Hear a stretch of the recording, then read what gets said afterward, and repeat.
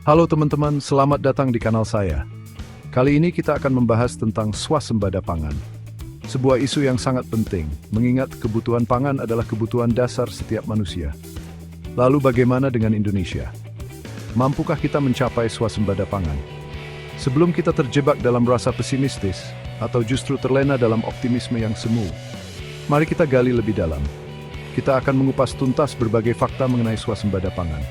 Yuk, simak 6 fakta besar berikut ini, dan mari kita bubik tabir menuju swasembada pangan.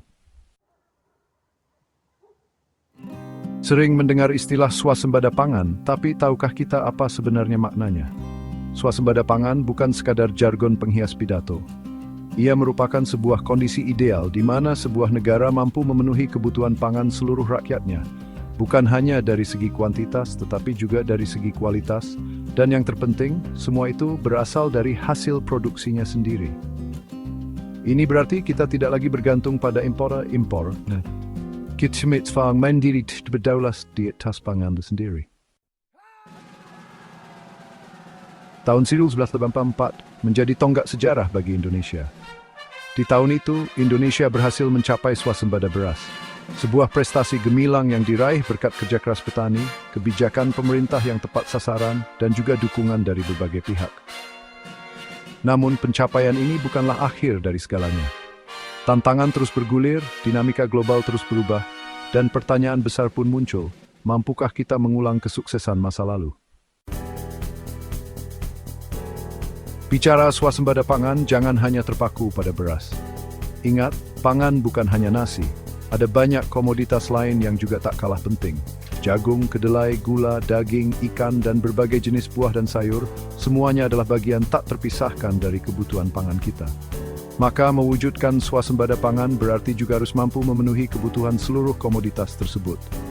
Sebuah tantangan besar yang menuntut komitmen dan kerja keras dari semua pihak. Chapter 4. Teknologi pertanian, kunci penting menuju swasembada. Di era digital ini, teknologi menjadi kunci penting dalam berbagai sektor, tak terkecuali sektor pertanian. Pemanfaatan teknologi pertanian modern, mulai dari pemilihan bibit unggul, sistem irigasi yang efisien, hingga penggunaan alat-alat pertanian modern, dapat meningkatkan produktivitas hasil panen secara signifikan.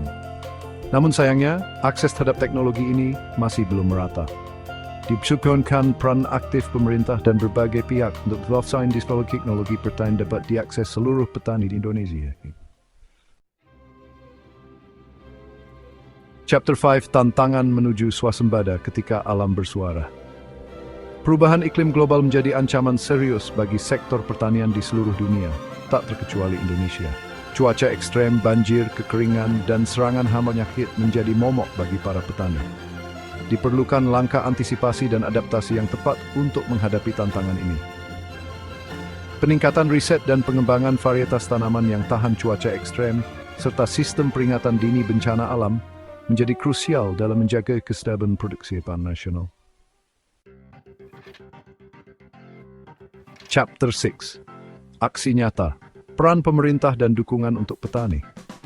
Mewujudkan swasembada pangan bukan hanya tanggung jawab pemerintah semata. Peran aktif petani sebagai garda terdepan dalam produksi pangan serta dukungan dari seluruh elemen masyarakat mutlak diperlukan. Pemerintah telah meluncurkan berbagai program untuk mendukung petani, mulai dari subsidi pupuk, bantuan bibit unggul, hingga akses permodalan. Namun, efektivitas program-program ini perlu terus ditingkatkan agar tepat sasaran dan memberikan dampak nyata bagi kesejahteraan petani. Outro. Bersama menuju swasembada pangan. Itulah 6 fakta menarik tentang swasembada pangan. Perjalanan menuju swasembada pangan memang penuh tantangan. Namun bukan berarti tidak mungkin. Dengan kerja keras, komitmen, dan sinergi dari semua pihak, saya yakin kita bisa mewujudkan swasembada pangan. Mari kita dukung petani Indonesia dan berkontribusi dalam upaya mencapai kedaulatan pangan. Sampai jumpa di video berikutnya.